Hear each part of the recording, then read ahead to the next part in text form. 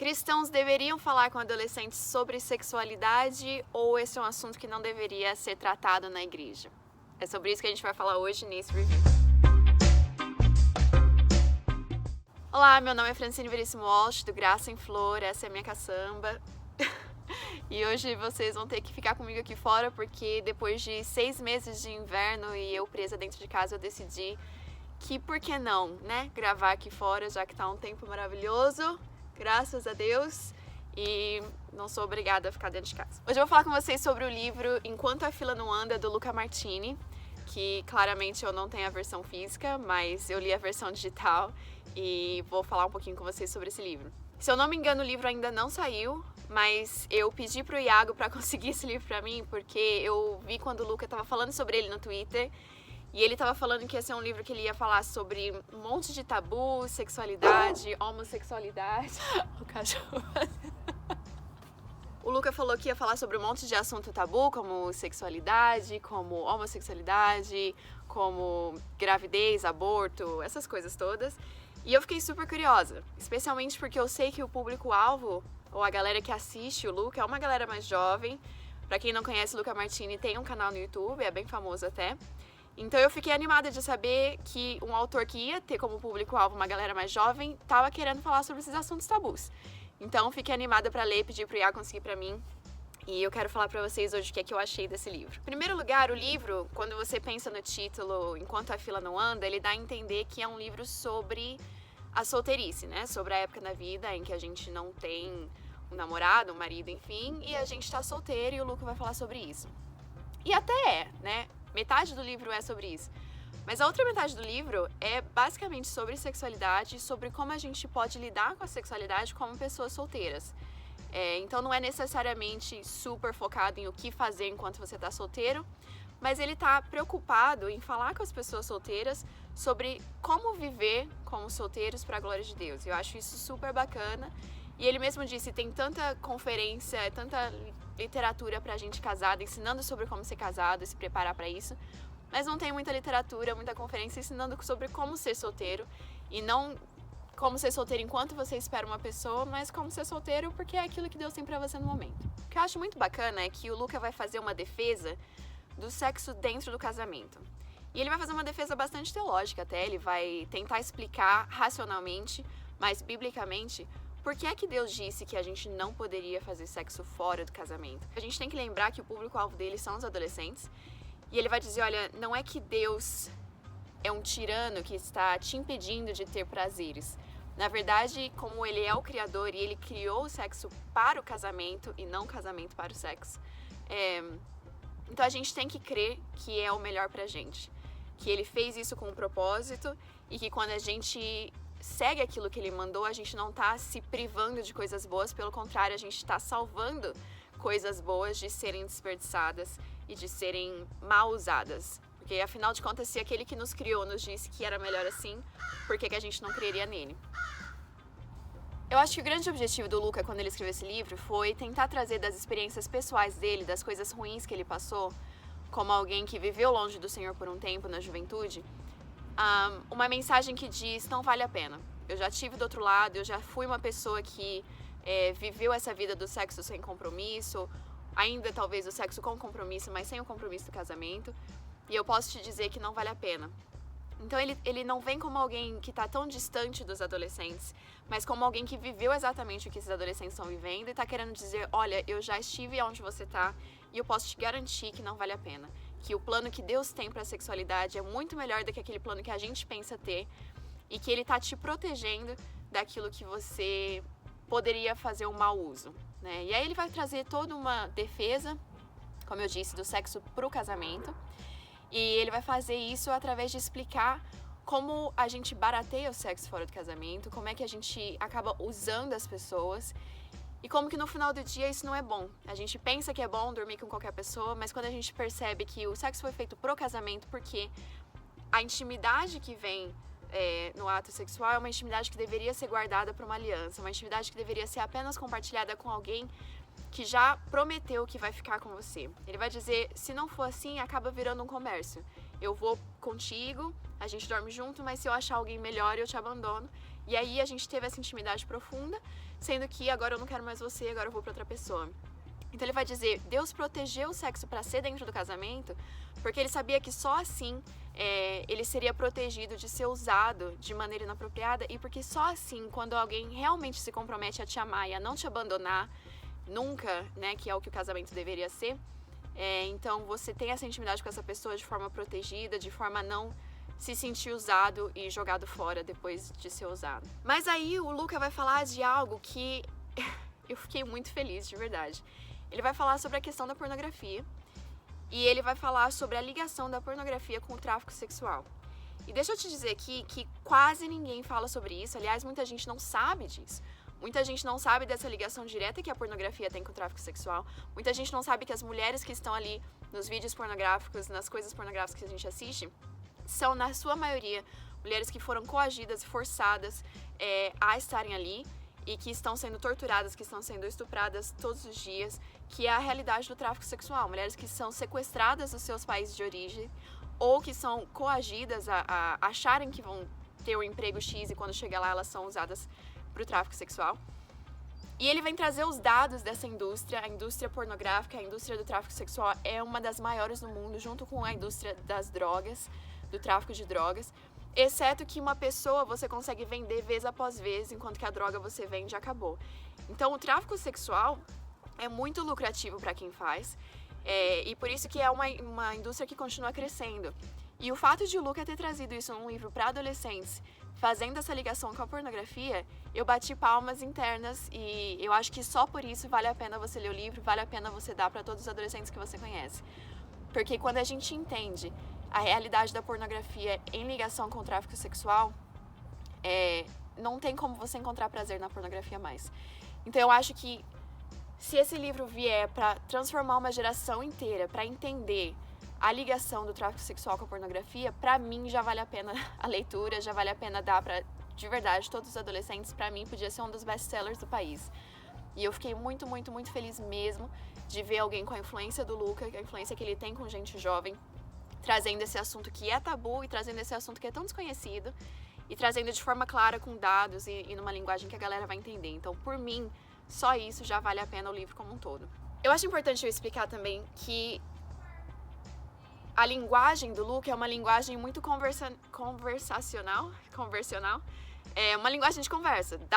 Você lendo o livro parece que a gente está conversando com ele, e por vezes parece que ele deu uma vomitada assim de palavras, era o que ele estava pensando e é o que ele botou no papel.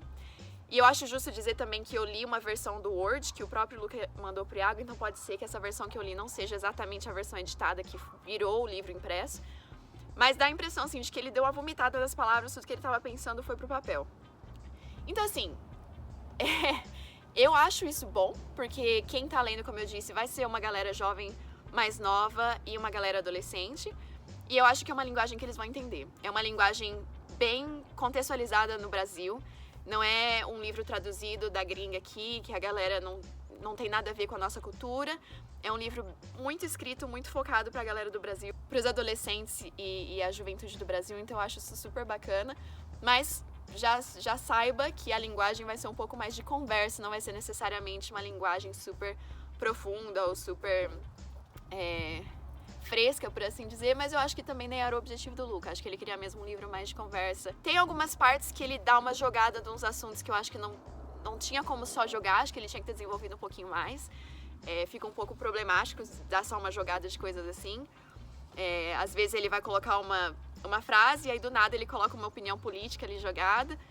Mas enfim, eu acho que é a forma dele de fazer. Pra ser sincera, eu não sou muito familiarizada com o canal dele no YouTube, talvez seja assim que ele faça, de trazer esse monte de assunto num vídeo só. Mas achei que ele podia ter desenvolvido um pouco mais de alguma dessas ideias ou não ter colocado elas ali. Mas ele tem algumas partes muito engraçadas. Eu tava lendo e rindo, meu marido tava me perguntando por que eu tava rindo.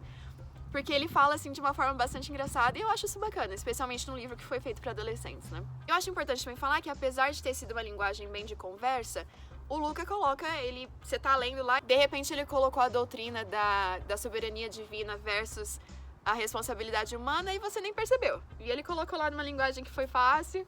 Então, assim, não é um livro raso só porque é um livro de conversa. Pelo contrário, tem muita coisa no livro, que até eu tenho tantos pontos aqui que eu não vou nem falar de todos, porque tem muita coisa que ele tratou e muita coisa bacana. Então, só por ser conversa não quer dizer que seja um livro ruim, de maneira nenhuma. O que o Luca tenta fazer, creio eu, como um todo, é uma defesa do hedonismo cristão, que é aquela ideia lá do John Piper, que Deus é mais glorificado em nós quando nós estamos mais satisfeitos nele.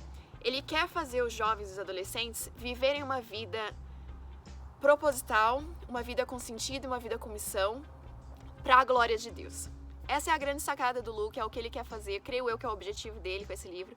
É falar, você tem 15, 16, 17, 18, 19, 20 anos, você tá jovem. Pega a tua juventude e vai usar ela para a glória de Deus. Pega a tua juventude, não desperdiça com balada, com festa, com droga, com sexo. Nada disso vale a pena. Ele vai dizer, eu mesmo já experimentei isso, nada disso vale a pena. Pega a tua juventude, que são os teus melhores anos, os teus anos com mais energia, e vai viver para a glória de Deus. Então me lembrou muito uma defesa do hedonismo cristão na linguagem dos adolescentes para os adolescentes. Eu acho que é mais fácil os adolescentes quererem ler essa obra do Luca do que ler o Não Desperdice Sua Vida do Piper. E, sinceramente, a ideia é a mesma. Não tô querendo dizer que o Piper e o Luca são a mesma pessoa, as mesmas ideias. Mas, no geral, é o mesmo tema. É a mesma ideia de não desperdice a tua vida, não desperdice a tua juventude. Vai viver para a glória de Deus. Uma das frases do livro que eu gosto, que explica isso, é uma frase que ele diz: sendo esse alvo eterno, eu preciso dizer que eu não nasci para um romance. Ou seja, eu não nasci para namorar, não nasci para casar. Esse não é meu objetivo. Eu nasci para uma missão e cumprir essa missão é o objetivo dessa curta existência que eu tenho nessa terra. Então é isso que ele tá falando. Ele tá chamando os adolescentes para viverem para a glória de Deus, largar a mão de querer namorar, largar a mão de sexo, pornografia, largar a mão de tudo isso que atrapalha, largar a mão de tudo isso que nos segura no pecado e nos atrapalha de correr e viver completamente rendido, 100% vendido por Cristo, pra causa de Cristo. E a gente vê isso no Luca, né? Acompanho ele um pouco nas redes sociais, a gente vê ele um dia tá na África, outro dia tá na Europa, sei lá, e tá pregando o evangelho. E apesar dele ser um pouco mais velho, ele tá com a minha idade agora, eu acho que 26 anos, mas ele tá aí pra provar que a juventude deve ser vivida pra glória de Deus. Então eu acho que essa é a grande sacada e vale muito a pena que os adolescentes tenham essa ideia e tenham essa ideia pregada pra eles. Então, como um todo, eu queria dizer que eu acho esse livro sensacional pra adolescentes. Acho que todo adolescente tem que ler.